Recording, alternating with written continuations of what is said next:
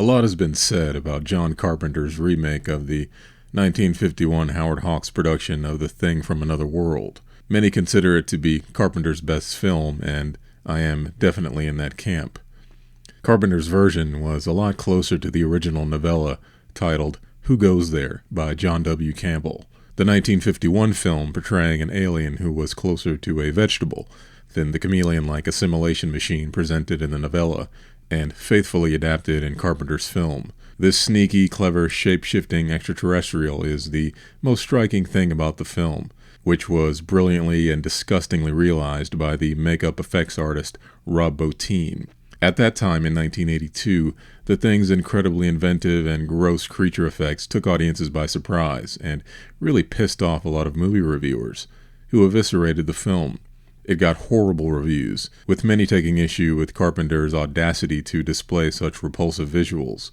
The world was too caught up in the fantastical magic of Steven Spielberg's E.T. to give The Thing its due. Many critics thought the film was cold, sterile, and nihilistic.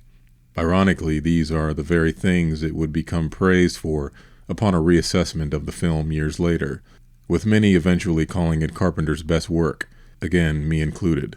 But it seriously derailed his career at the time, and he went from being one of the hottest directors to getting fired from the movie Firestarter, which he was set to direct next because of the box office and critical failure of The Thing. The movie tanked when it came out, by the way.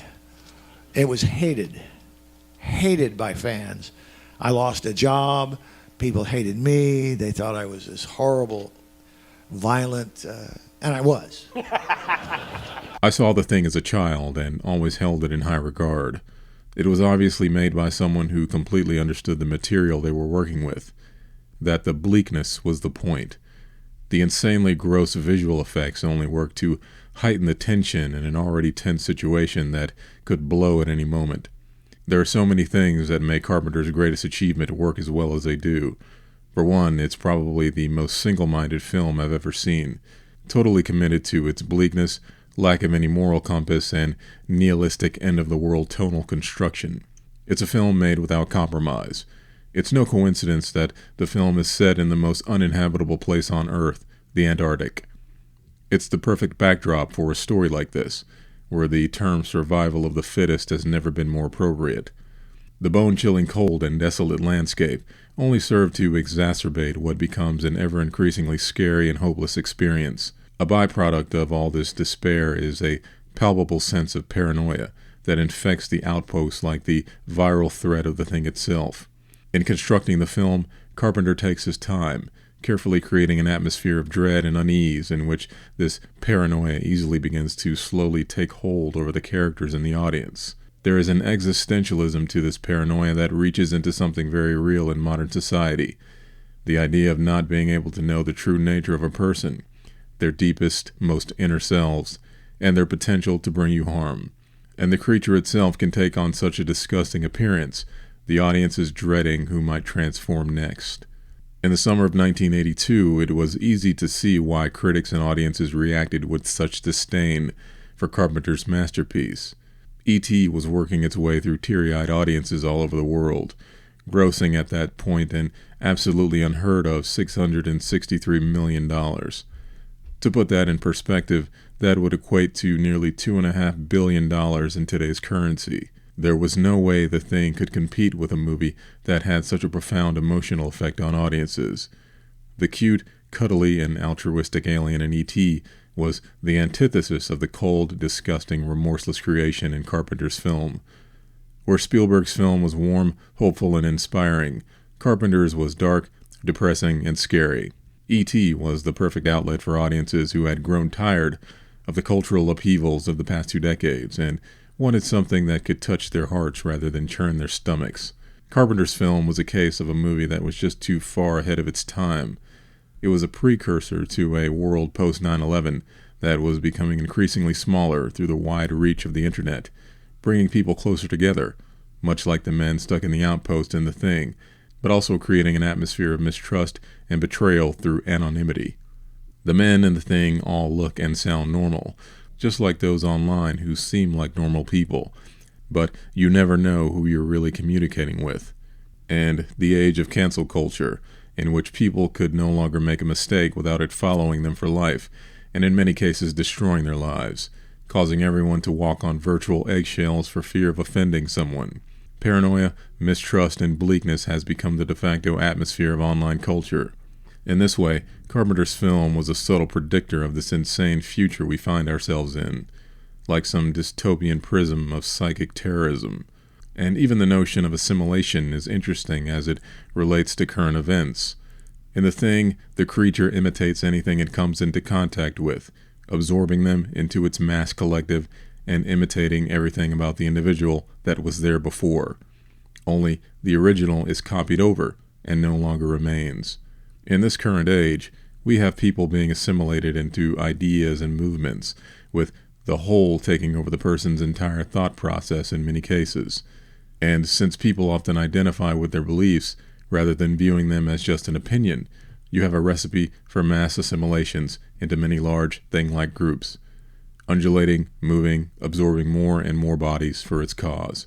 The all-male cast was another thing that was easy to take shots at, but it's just another layer of the film's purity, in the sense that gender politics had no place in a story like this. While you could argue that women don't necessarily bring divisiveness to a majority male group, and shouldn't complicate things, for the type of men the film portrays, this is a ludicrous notion. You have pot-smoking, drinking, testosterone-fueled, lonely men completely cut off from society. These aren't all scientists.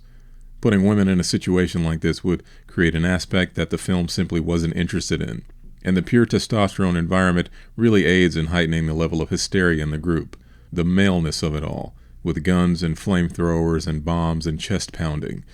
There was something unique about this very masculine energy being mixed with all the bleakness and paranoia. Something else that makes The Thing infinitely rewatchable is, no matter how many times I watch it, I never really know who is infected at what point.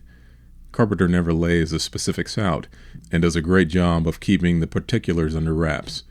This makes the film so utterly compelling no matter how many times I've seen it. It keeps audience participation high, and it's one of the few films that I never get bored of watching. As I close out this video, I want to put to rest a question that surrounds the much-debated ending, where MacReady and Childs, the two surviving members of the group, are stuck outside in the freezing cold, and MacReady, who is clearly human, wondering whether or not Childs is infected.